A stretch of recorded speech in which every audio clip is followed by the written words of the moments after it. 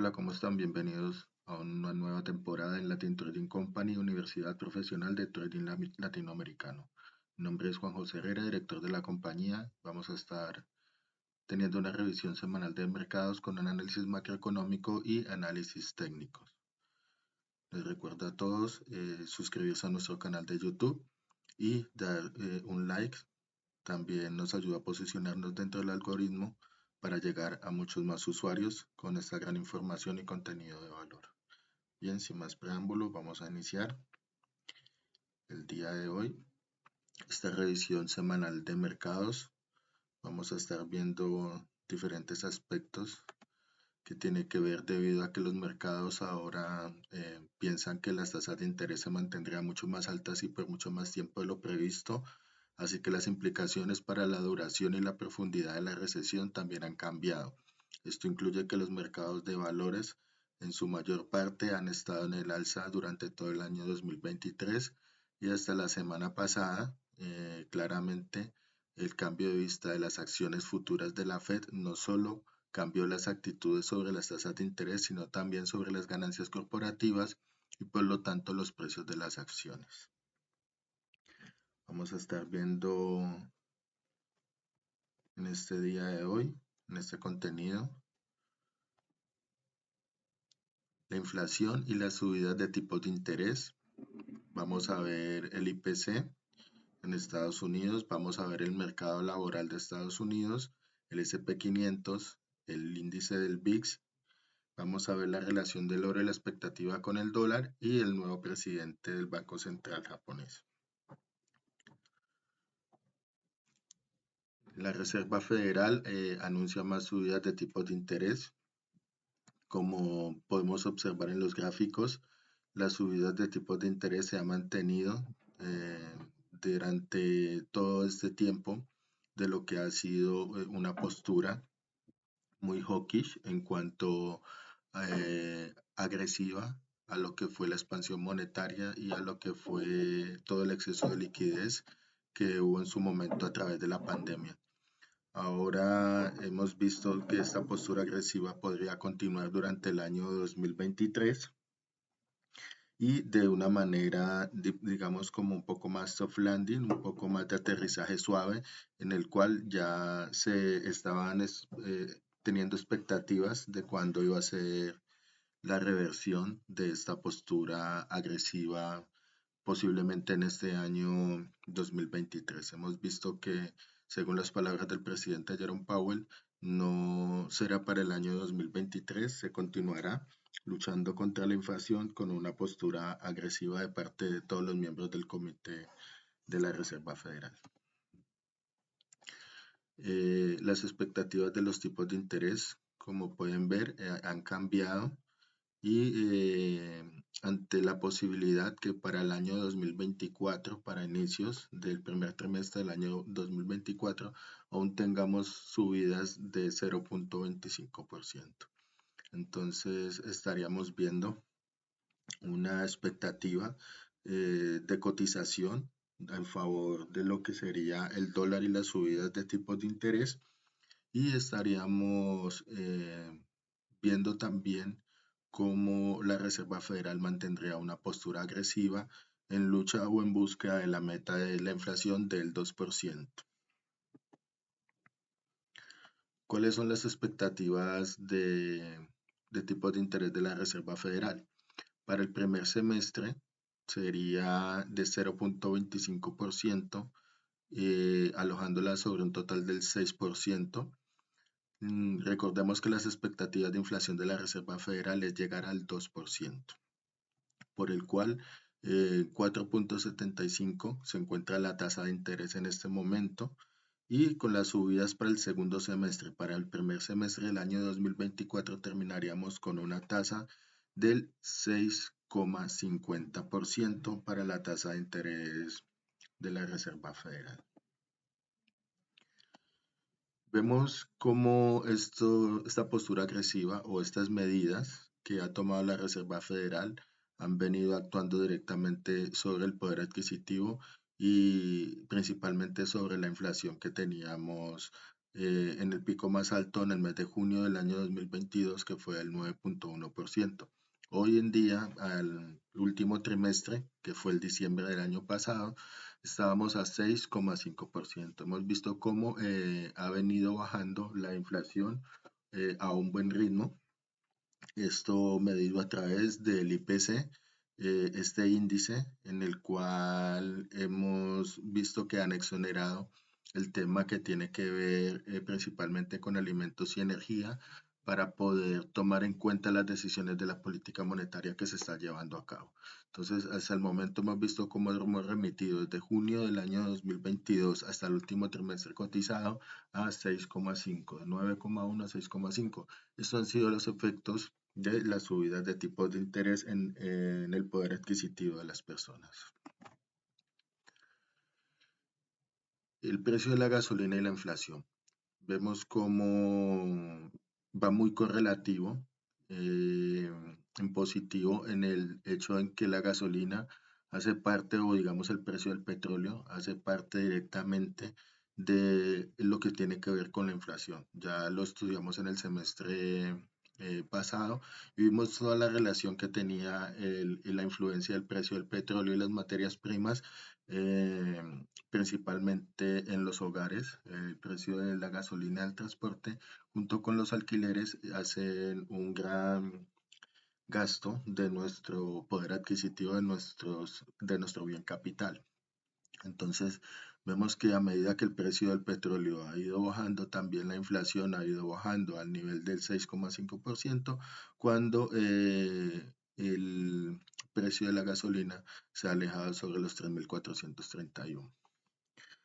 Entonces, vemos que la gasolina, que es la línea verde, ha venido muy correlacionada en positivo con lo que es la inflación, justo en los picos donde ha empezado a bajar la gasolina, ha empezado a bajar la inflación. Es muy importante esto porque ahora con una reducción de Rusia, de parte de Rusia, de su producción, podríamos ver que la demanda también ha bajado un poco y se ha sostenido el precio del petróleo. Es importante mantener el pendiente de cómo se vaya proyectando hacia futuro esta reducción de la producción en base a la demanda a nivel mundial. Si se afecta o no se afecta el precio del petróleo, dado que la OPEP, que es la Unión de Países Productores, no ha querido, digamos, solventar ese hueco sobre la oferta y estaremos expectantes del precio de la gasolina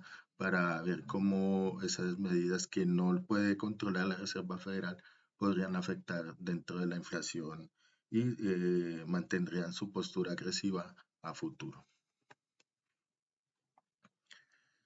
Vemos que la inflación de los servicios y los salarios privados, hemos tenido una correlación negativa en cuanto a la cantidad de veces que, digamos, la cantidad de porcentaje que sube los servicios, principalmente los del sector público y los salarios del sector privado, vemos como por el contrario decrecen. Entonces, digamos que los salarios no suben al ritmo que sube la inflación. Esto genera una pérdida del poder adquisitivo por el cual al final también remite sobre la misma inflación generalizada. Entonces, en la búsqueda de uno de los más importantes factores que se ven implícitos dentro de la inflación, es la inflación de salarios. Estos no se remiten a futuro porque las personas cuando les suben su salario, pues difícilmente eh, luego aceptarían tener una reducción del mismo. Por lo tal, estamos viendo que cuando hay una inflación salarial, esta se mantiene constante a lo largo del tiempo, mientras que la inflación generalizada va remitiendo. Es muy importante mantener también la fuerza laboral para ver qué presión de la fuerza laboral tienen ahora para las nuevas contrataciones, y estudiar bien el mercado laboral para ver cómo se mantiene o cómo se va remitiendo esta inflación a través de más mano de obra. ¿Qué efecto produce esto en el mercado? Tenemos tipos de interés más altos por más largo tiempo. Esto nos deja entrever que las metas de la Reserva Federal son la estabilidad de precio y luchar contra la inflación. Principalmente luchar contra la inflación es el papel que se está manejando en este momento, por el cual ha venido subiendo las tasas de interés y lo seguirá haciendo por mucho más tiempo de lo previsto. ¿Qué afectaciones tendríamos esto y cómo podríamos nosotros tomar iniciativa en el mercado con esta información? Es importante que estudiemos los cambios en los salarios y el poder adquisitivo de las personas, porque esto nos daría a nosotros una reseña de cuando las personas tienen dinero, pueden gastar, por el cual las compañías pueden producir y obtener beneficios corporativos. Si por el contrario las personas se ven con el poder adquisitivo reducido, pues simplemente tendrían gastos básicos, gastos de primera necesidad, por el cual en estas épocas de recesión las personas tendrían a tener cubiertas primero lo que es vivienda, educación, servicios y bienes muy necesarios. Esto nos dejaría a nosotros en compañías de consumo básico diferentes oportunidades de inversión. Mientras por el contrario, en compañías que sean de bienes de lujo, pues tendríamos a cerrar posiciones ya que tendrían menos beneficios corporativos. Por el otro lado, debemos de ver que el poder adquisitivo de las personas nos dará una salud económica de este país y una fuerza relativa a su moneda. En el mercado laboral, debemos de estudiar realmente los empleos, qué tipo de contratos están haciendo y en los contratos debemos de ver si son empleos temporales o empleos duraderos.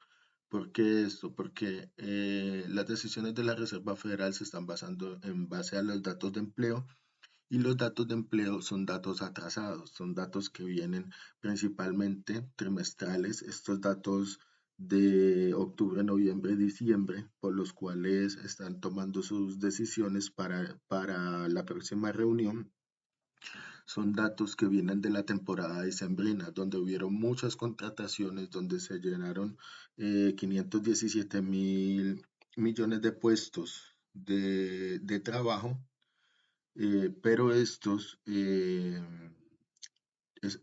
puestos de trabajos que se suplieron eran temporales. Entonces, estos trabajos temporales, lo que vamos a ver es que para este año, cuando tenga la terminación de las prestaciones de los servicios, pues vamos a ver de nuevo un decaimiento real y una afectación real de las tasas de interés en las compañías principalmente que pagan nómina con deuda.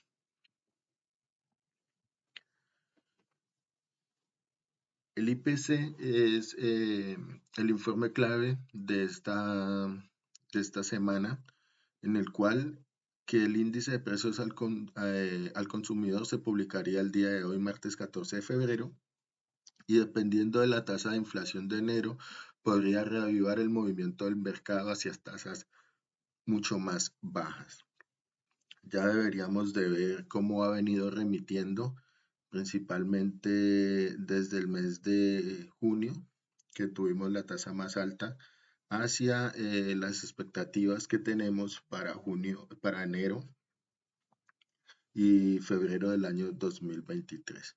Entonces, ahí estamos viendo el movimiento descendente que ha tenido el IPC durante todo este semestre y esperemos que para este primer trimestre pues continúe siendo mucho más bajo los niveles de inflación en Estados Unidos. Con esto ya le daría muy poco margen para las subidas de tipo de interés a la Reserva Federal, recordándole que igual la meta de la Reserva Federal es del 2% y estamos sobre el 6%, o sea, estamos 3 veces por encima de la meta que tiene la Reserva Federal. Así que todavía nos queda camino por recorrer en cuanto a estas posturas agresivas o hawkish.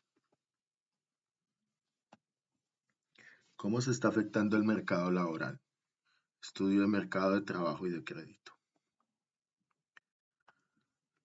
Los salarios y clases de contratos laborales. Como lo hablamos anteriormente, los contratos que se han venido viendo durante este tiempo han sido contratos en mercados temporales, es decir, contratos que se hicieron simplemente por temporada, mientras que en la línea azul del gráfico de la izquierda estamos viendo cómo a duras penas los contratos a término indefinido a duras penas y se han movido incluso por debajo del eje cero.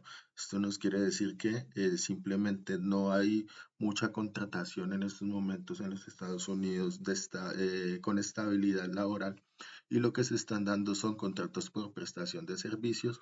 Estos contratos por temporada pues directamente no son datos fiables para tomar una postura agresiva de parte de la Reserva Federal. Es uno de los principales eh, gráficos que debemos de observar en el cambio que se podría dar en la terminación de estos contratos. En el gráfico de la izquierda estamos viendo que el salario mínimo en Estados Unidos ha subido este año un 0,88%. Si comparamos esto con el nivel de inflación que tenemos del 6,5%, pues estaríamos viendo que tenemos una pérdida del poder adquisitivo de prácticamente más del 5%, 5,5% de nuestro bien capital. Esto obviamente afecta directamente el consumo, afecta directamente a las hipotecas, afecta directamente a nuestro nivel y nuestra calidad de vida. Entonces, es importante ver la diferencia entre el nivel de inflación junto con el nivel de salario. Cuando los salarios no suben al ritmo que sube la inflación, pues estaríamos viendo realmente un proceso de estanflación, un proceso, digamos, donde no tendríamos un crecimiento económico a futuro.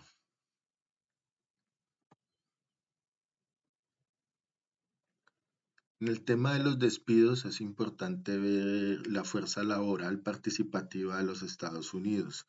Los despidos ahora se han convertido en anuncios diarios, es decir, que los despidos de las principales empresas, según el Wall Street Journal, publicó una lista de despidos corporativos que estos incluyen a Google, Amazon, Dell, Disney, IBM, Microsoft, Salesforce, Zoom, BlackRock, Goldman Sachs, FedEx, McDonald's, Coinbase, Boeing, en fin, diferentes compañías en diferentes sectores, más que todo en el tema tecnológico, en el tema financiero, en el tema de criptomonedas, y estaríamos ante una gran cantidad de personas que aumentarían la tasa de desempleo, engrosarían esta tasa de desempleo a nivel americano.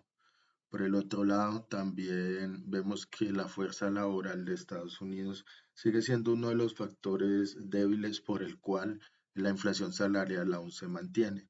Es porque se encuentran personas poco capacitadas para diferentes tipos de empleo, por el cual las personas que quedan pues obviamente ejercen una presión salarial mucho más alta sobre sus empleadores. ¿Cómo está el crédito y las facilidades financieras? Estudio del mercado de la deuda y el crédito. Estamos viendo que no hay duda que la economía de Estados Unidos funciona en el nivel de crédito. En diciembre, el apogeo de la temporada navideña hizo que el crédito de consumo avanzara a una tasa anual de más del 2,9%, la tasa de crecimiento más lenta desde noviembre del 2020. También debería ser motivo de preocupación cuando los bancos estadounidenses vean una caída en la demanda de préstamos y al mismo tiempo estén endureciendo los estándares de crédito. Esto lo vemos en el gráfico de la izquierda, vemos cómo se ha caído la demanda en las peticiones de créditos para el cuarto trimestre del año 2022. Los últimos datos que tuvimos, hemos visto que a medida que la Reserva Federal ha ido subiendo las tasas de interés, ha ido cayendo la demanda en las peticiones de crédito. También hemos visto que las hipotecas que se han ido haciendo a término fijo han caído Y por el contrario, también estamos viendo que las tarjetas de crédito no avanzaron a picos anteriores del año 2000 al 2010 al 2020. Ha sido uno de los años, desde el 2020 ha sido de los años donde el crédito ha corrido más lento, donde las personas no quieren endeudarse y si lo hacen a altos costos, por el cual esto ha venido teniendo una gran cantidad de impagos y devolución de los bienes adquiridos. ¿Cómo está la vivienda y el alojamiento? La asequibilidad de viviendas es uno de los índices importantes que debemos de ver. Recordemos que junto con la gasolina, también lo de los alquileres y la vivienda es uno de los temas que más dinero gasta en nuestra cesta de capitales. Entonces, vemos que los inicios de la vivienda y los permisos de las viviendas han bajado. El suministro del inventario para los meses está aumentando, pero los precios de las casas nuevas y usadas han comenzado ya a caer. El meollo del asunto es algo llamado la asequibilidad de la vivienda. El gráfico muestra que la asequibilidad ahora es más baja que en el punto álgido de la gran crisis de vivienda durante la Gran Recesión. La primera prueba para nuestra visión de los mercados puede ocurrir ahora el 14 de febrero con la publicación del índice de precios al consumidor de enero. Una lectura muy en línea con la de los últimos 6 meses puede reavivar el escepticismo de los mercados sobre futuras subidas de tipo, mientras tanto que a medida se activan los rezagos de las subidas de tipos del 2022. El bloqueo del crecimiento de la oferta monetaria y el endurecimiento del crédito por parte del sistema bancario, el motor económico que ya se está chisporreando seguramente se va a estancar. Estamos hablando en este blog, en este artículo, de que las personas, a medida que haya menos stock, menos viviendas disponibles y más demanda, obviamente de personas que necesiten un hogar, pues va a haber una inflación en los niveles de alquileres, tanto como de viviendas nuevas y de viviendas usadas. Esto le quita la probabilidad a personas que tienen, digámoslo así, unos bajos recursos, bajos ingresos, y por el cual la asequibilidad de la vivienda cada vez cae más. Es decir, cada vez se necesita más dinero para poder conseguir una vivienda en Estados Unidos y para pagar los alquileres. Y esto pues obviamente nos deja menos dinero para salidas comerciales, para recreación, para diferentes gastos de lujo y o bienes o servicios, por el cual hemos visto una caída en los niveles de precio de diferentes compañías por los beneficios corporativos.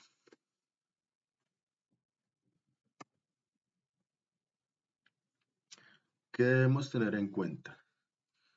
La bolsa estadounidense se ha revalorizado esta semana, dejando a un lado dos decepcionantes resultados corporativos, mientras que, por el contrario, los rendimientos del Tesoro revirtieron su caída tras la reunión de la Reserva Federal.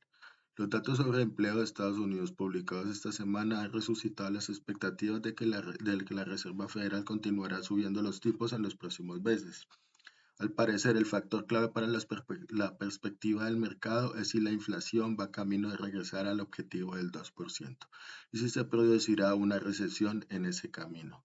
Los datos laborales sugieren que la Reserva Federal aún tiene trabajo por delante, aunque el mercado continúe descontando que comenzará a recortar los tipos este año. Estaremos atentos a los datos de inflación de China en busca de los primeros indicios sobre los efectos de la reactivación de la economía tras el levantamiento de los confinamientos por COVID-19. Aunque una contenida inflación ha permitido que los responsables políticos chinos mantengan una política de signo expansivo, cabe que la rápida reactivación propicie un cambio. Habrá que seguir de cerca la financiación social total de China para ver cómo la política actual se está traduciendo en flujos de crédito hacia la economía. Bien, ahora terminado lo del análisis fundamental y macroeconómico, vamos con algunos aspectos de análisis técnico. Empezaremos por el mercado del S&P 500 en la bolsa americana. Vemos que aún podría subir a la zona de los 4.300 puntos para hacer su descenso en la zona de los 3.433 puntos. Estamos viendo en una zona importante, en un bloque